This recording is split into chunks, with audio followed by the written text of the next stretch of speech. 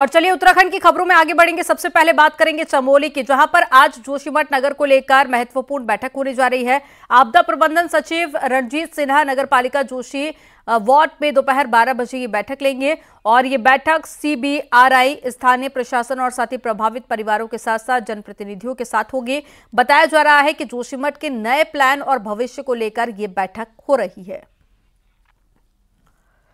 तो बैठक की जा रही है और साथ ही आपको बता दें कि प्रभावित परिवारों और साथ ही तमाम मुद्दों पर यह बैठक होगी। तो जोशीमठ में आपने देखा कि बीते दिनों आपदा आई, जिसके चलते कई परिवार प्रभावित हुए और ऐसे में एक बड़ा क्षेत्र ऐसा जहां पर बड़ी बड़ी दरारें पड़ गई हैं, जिससे लोग खासा परेशान थे। हालांकि इसको लेकर सरकार लगातार प्रयास भी कर रही है, कई बड़े प्लान भी लागू किए गए हैं और जोशीमठ को एक बार फिर से बसाने को लेकर राज्य सरकार की तमाम कोशिशें और इसी बीच ये बैठक बेहद महत्वपूर्ण मानी जा रही है।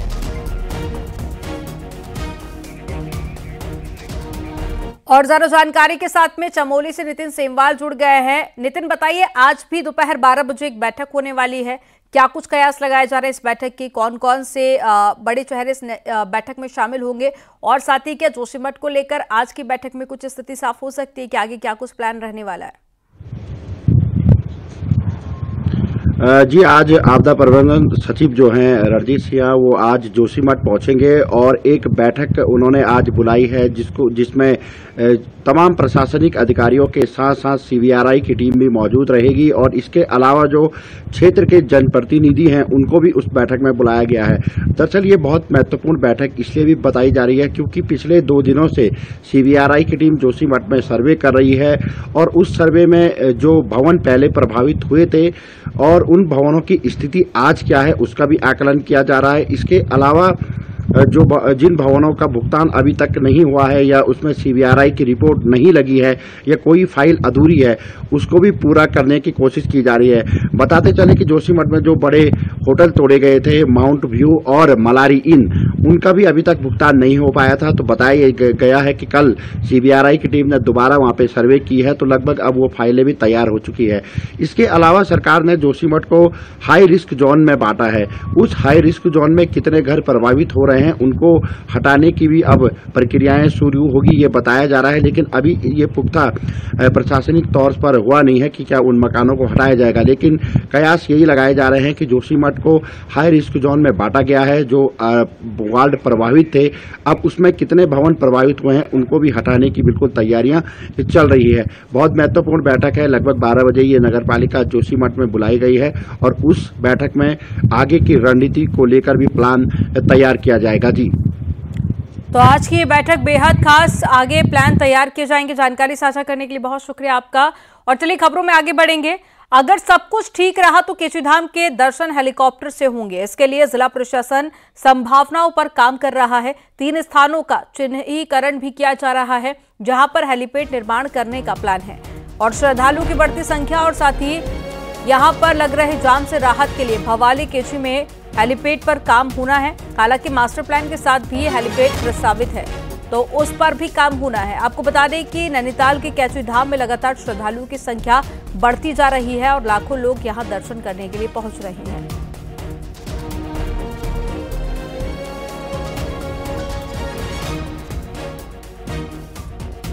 तो कैचीधाम में बड़ी संख्या में लोग पहुंचते दर्शन करने के लिए, जिससे जाम की स्थिति भी बन जाती है। और ज्यादा जानकारी के साथ में नैनीताल से वीरेंद्र बिष्ट जुड़ गए हैं। नैनीताल में हम देखते हैं वीरेंद्र की अक्सर जाम की समस्या बढ़ती जा रही है, ऐसे में कैचीधाम पहुंचने वाले जो श्रद्धालु हैं उनकी संख्या भी लगातार बढ़ रही है, जिसके चलते जाम की समस्या और ज्यादा बढ़ गई है। ऐसे में अब हेलीकॉप्टर का प्लान भी तैयार किया जा रहा है, बताइए क्या जानकारी है? देखिए, जिस तरह से पिछले 3-4 सालों में देखा गया है कि कैचीधाम पर प्रेशर बढ़ा है और लगातार जो श्रद्धालु हैं वो बढ़ते जा रहे हैं। जो पर्यटन सीजन है उस दौरान करीब 20 से 30 हजार श्रद्धालु यहाँ पहुंच रहे हैं और इसके अलावा वीकेंड अगर होता है तो उस दौरान भी करीब 10-15 हजार श्रद्धालु कैचीधाम पहुंच रहे हैं।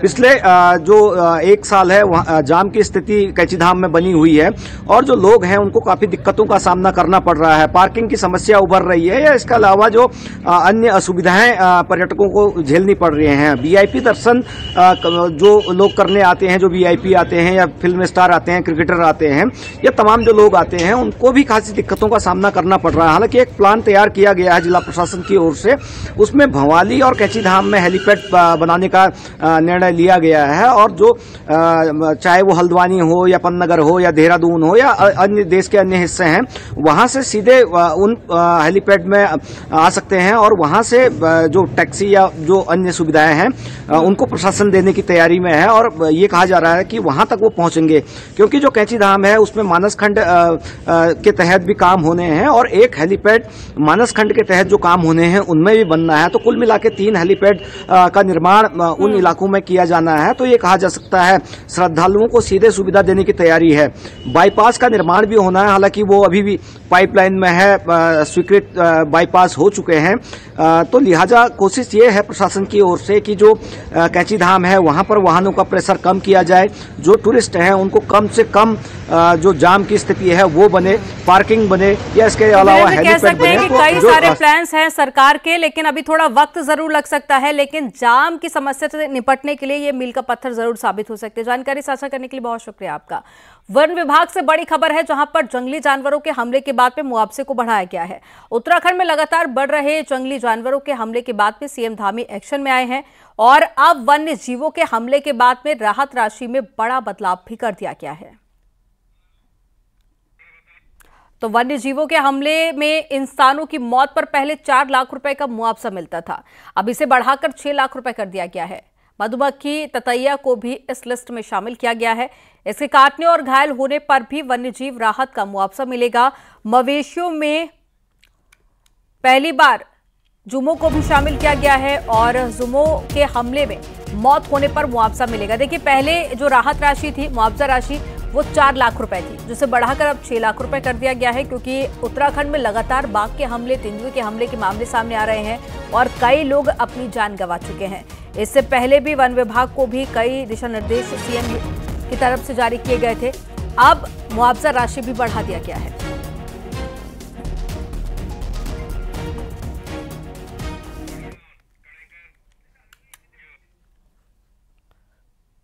और अब बात करते हैं मौसम की। तो राज्य में घने कोहरे का अलर्ट जारी कर दिया गया है, अगले 2 दिन के लिए यह अलर्ट रहेगा और साथ ही मैदानी जिलों में घना कोहरा छाए रहने की आशंका है। देहरादून, हरिद्वार, उधम सिंह नगर और साथ ही नैनीताल के तराई वाले इलाकों के लिए अलर्ट जारी किया गया। आज भी सुबह कोहरा नजर आया, तो रात होने के बाद भी कोहरा एक बार फिर से दिखने लगा है, लिहाजा हाईवे पर चलने वालों से एहतियात बरतने की अपील भी की गई है।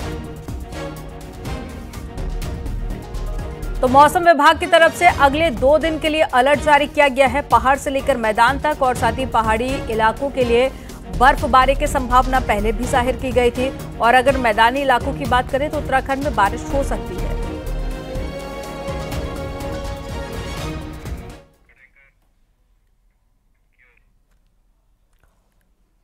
उत्तरकाशी के हर्षिल घाटी में बर्फबारी के बाद में मौसम सुहावना हो गया है।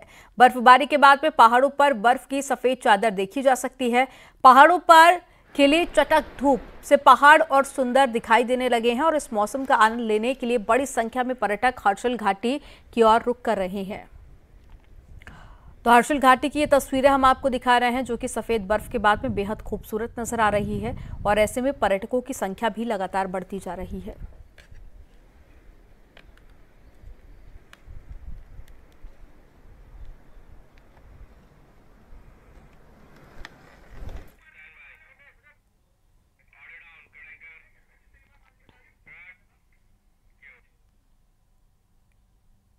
बाईस जनवरी को प्राण प्रतिष्ठा होनी है, लिहाजा एक और जहां तैयारियां फुल हो गई हैं, तो वहीं दूसरी ओर कई संस्थान सोमवार को या तो बंद रहेंगे या फिर आधे दिन की छुट्टी रहेगी। और साथ ही दिल्ली का जामिया मिलिया इस्लामिया विश्वविद्यालय अयोध्या में रामलला प्राण प्रतिष्ठा के अवसर पर 22 जनवरी को आधे दिन दोपहर 2:30 बजे तक बंद रहेगा।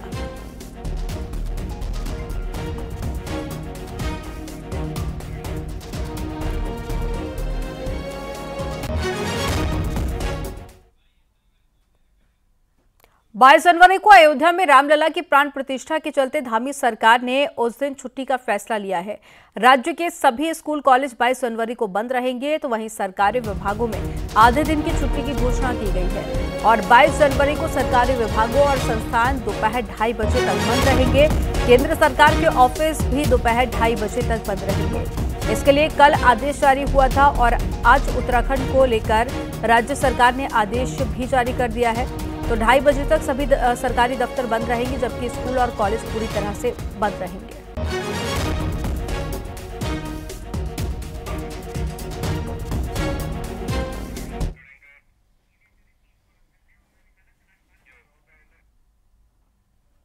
देहरादून में मुख्यमंत्री आवास पर राम भजन संध्या कार्यक्रम का आयोजन किया गया, जिसमें गुरमीत सिंह, मुख्यमंत्री पुष्कर सिंह धामी और पूर्व मुख्यमंत्री भगत सिंह कोश्यारी समेत मंत्री विधायकों ने शिरकत की।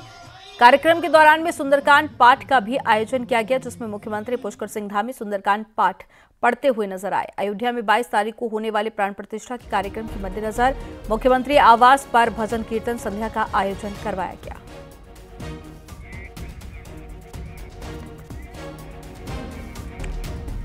तो ये कल की तस्वीरें आपको दिखा रहे हैं, जब सीएम आवास पर सुंदरकांड का पाठ किया गया। और ऐसे में ये तस्वीरें आप देखिए, जहां पर आपको मुख्यमंत्री पुष्कर सिंह धामी नजर आएंगे और साथ ही पूर्व मुख्यमंत्री, इसके अलावा राज्यपाल और साथ ही तमाम विधायक और सांसद भी इस कार्यक्रम में शामिल हुए। तो मुख्यमंत्री पुष्कर सिंह धामी ने खुद सुंदरकांड का पाठ किया। तो राम मंदिर में 22 तारीख को प्राण प्रतिष्ठा होनी है, ऐसे में पूरा देश राममय नजर आ रहा है।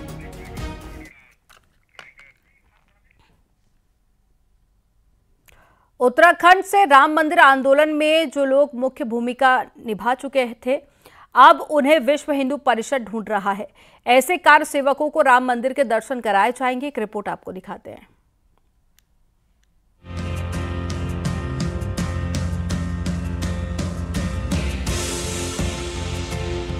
देहरादून से जो कार सेवक राम मंदिर आंदोलन में मुख्य भूमिका में थे, अब उन लोगों को विश्व हिंदू परिषद ढूंढ रहा है। इसके लिए अपने पुराने रिकॉर्ड खंगाल रहा है। साथ ही जेल गए जिन लोगों के पास कार सेवक के कार्ड थे, उनके लिए विशेष तैयारी की जा रही है। चरणबद्ध तरीके से इन लोगों को अयोध्या में राम मंदिर के दर्शन कराए जाएंगे। हालांकि जो कार सेवक अब इस दुनिया में नहीं है, उनके परिवार से कोई भी एक व्यक्ति रामलला के दर्शन कर सके, इसकी व्यवस्था की जा रही है। पहले चरण में वीएचपी 1400 लोगों को 25 जनवरी को अयोध्या लेकर जाएगी। उनमें कार सेवकों को चिन्हित किया गया है। जो कार्य सेवक उस समय गए थे, आज हम उनको कई कार्य सेवकों को चिन्हित करके भी ले जा रहे हैं। और ये बहुत ऐसा विषय था कि जो कार्य सेवक उस समय जिन्होंने भाग लिया कार सेवा में, कैसे बहुत से कार्य सेवक हमारे साथ हैं। वही कार सेवकों को चिन्हित करने में विश्व हिंदू परिषद ने अपनी सभी विंग लगा दी है, जिसमें बजरंग दल भी लोगों से संपर्क साध रही है। बिल्कुल, जो जिन्होंने कार सेवा की है, जिनके परिवार से किसी ने भी कार सेवा की है और वो अभी जीवित नहीं है, प्रयास ये किया जा रहा है, वह सभी कार सेवक जिनके पुरुषार्थ से, जिनके बलिदान से, जिनके शौर्य से आज ये गाथा लिखी गई है। फिलहाल लोगों को 22 जनवरी का इंतजार है, जब अयोध्या में रामलला की प्राण प्रतिष्ठा की जाएगी। इसके बाद से अयोध्या में विश्व हिंदू परिषद लोगों को दर्शन कराने की शुरुआत करेगी। न्यूज 18 के लिए देहरादून से भारती सकलानी उनियाल की रिपोर्ट।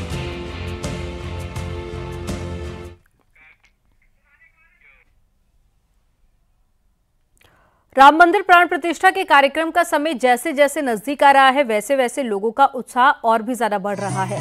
देहरादून में बीजेपी कार्यकर्ता घर घर जाकर दिए ध्वज बांट रहे हैं। लोगों का उत्साह देखने लायक है। घर घर पहुंच रहे कीर्तन भजन मंडलियां राम भजन पर जमकर जश्न मना रही हैं।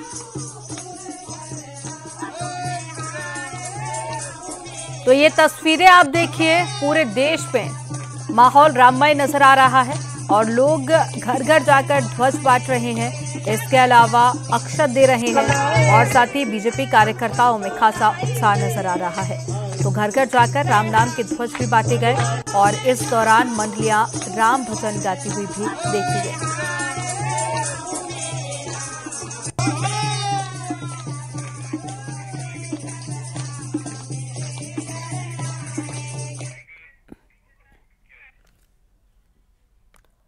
राम मंदिर की प्राण प्रतिष्ठा में भले ही कांग्रेस पार्टी ने दूरी बनाई हो, लेकिन कांग्रेस नेता राम नाम से दूर भी नहीं होना चाहते। 22 जनवरी को महिला कांग्रेस भी देहरादून से लेकर सभी जिलों में सुंदरकांड का पाठ करेगी और बीजेपी इसे बदली सियासत बता रही है। एक रिपोर्ट आपको दिखाते हैं।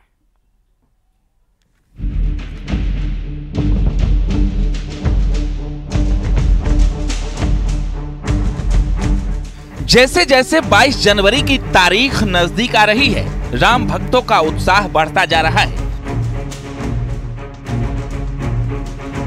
प्रधानमंत्री नरेंद्र मोदी जहां अयोध्या में होंगे, तो कांग्रेस नेता अयोध्या की बजाय न्याय यात्रा में होंगे।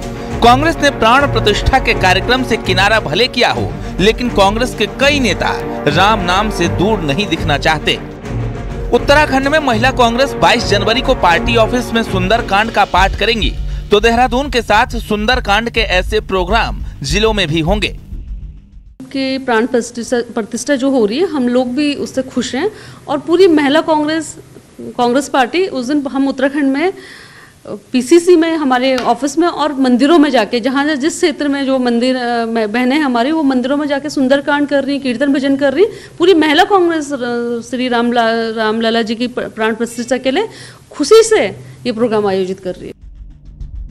कांग्रेस नेताओं के सामने धर्म संकट है, प्राण प्रतिष्ठा से दूर भी रहना है और राम नाम से दूर भी नहीं होना। ऐसे में 22 जनवरी को सुंदरकांड के पाठ को बीजेपी कांग्रेस नेताओं की सद्बुद्धि बता रही है। उनके जो सुप्रीमो है, उनका जो हाई कमांड है, जो एक परिवार है जो पूरी पार्टी को चलाता है, उनका स्टैंड बहुत क्लियर है कि हम अपने आप को रामलला से, अयोध्या धाम से, मंदिर से बहुत दूर वो रखना चाहते हैं और एक वर्ग विशेष की राजनीति को वो साधना चाहते हैं। तो पार्टी के रूप में उनका स्टैंड बहुत क्लियर है। अगर कुछ नेता इससे अलग जाते हैं तो मैं उसको कहूंगी कि ये हिंदुओं का सौभाग्य है कि आज इतनी चेतना उनमें आ रही है। राम मंदिर प्राण प्रतिष्ठा प्रोग्राम को कांग्रेस, बीजेपी और संघ का राजनीतिक प्रोग्राम बता चुकी है और इसी बात पर बीजेपी और विपक्ष में बहस छिड़ी है। पर माहौल को देखते हुए कांग्रेस नेता राम नाम से जोड़ने का मौका भी नहीं छोड़ना चाहते। दीपांकर भट्ट, न्यूज़ 18 देहरादून।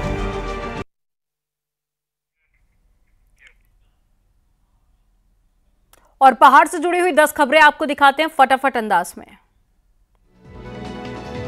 अंकिता भंडारी मामले में कोर्ट में शुक्रवार को सुनवाई हुई और पोस्टमार्टम करने वाले डॉक्टर के बयान दर्ज किए गए। हालांकि फॉरेंसिक डॉक्टर के बयान आज दर्ज नहीं हो पाए। कांग्रेस के राष्ट्रीय अध्यक्ष मल्लिकार्जुन खड़गे 28 जनवरी को उत्तराखंड के दौरे पर रहेंगे। हरिद्वार पहुंचे नेता प्रतिपक्ष यशपाल आर्य ने जानकारी दी। रुद्रप्रयाग के चोपता में दर्जा राज्य मंत्री चंडी प्रसाद भट्ट ने स्थानीय लोगों के साथ में सफाई अभियान चलाया और लोगों से सफाई रखने की अपील की। 22 जनवरी को राम मंदिर प्राण प्रतिष्ठा को लेकर चक्राता में मंदिरों में सफाई अभियान चलाया गया, जिसमें बीजेपी नेता आदित्य कोठारी भी शामिल हुए। गन्ना मूल्य घोषित नहीं होने से नाराज किसानों ने हरिद्वार के लक्सर में गन्ना समिति ऑफिस में ताला जड़कर विरोध जताया। चक्राता के पास में रिजर्व फॉरेस्ट में गोली चलने और शिकार होने की चर्चा है। हालांकि वन विभाग ने इस घटना से इनकार किया।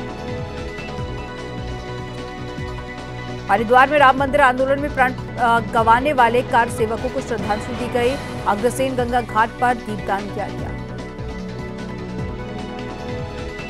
रुद्रप्रयाग में टीकाकरण अभियान के तहत में शुक्रवार को 46 मजदूर परिवार के बच्चों का टीकाकरण किया गया।